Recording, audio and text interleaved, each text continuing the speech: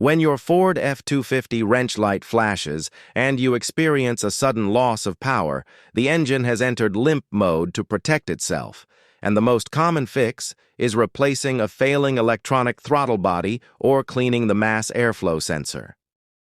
This sudden power loss happens because the powertrain control module detects a mismatch between the accelerator pedal position and the throttle plate.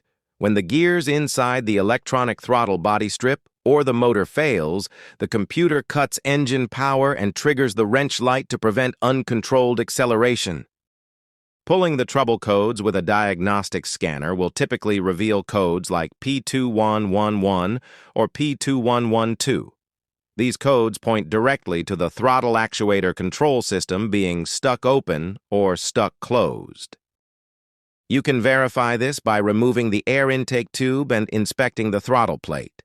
A heavy buildup of carbon can cause the plate to stick, but if cleaning it with throttle body cleaner does not restore power, the internal electronics have failed and the entire unit must be replaced.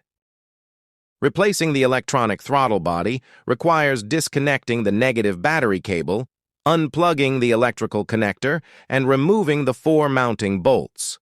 Once the new throttle body is installed, the computer must relearn the idle values, which involves letting the truck idle at operating temperature for several minutes.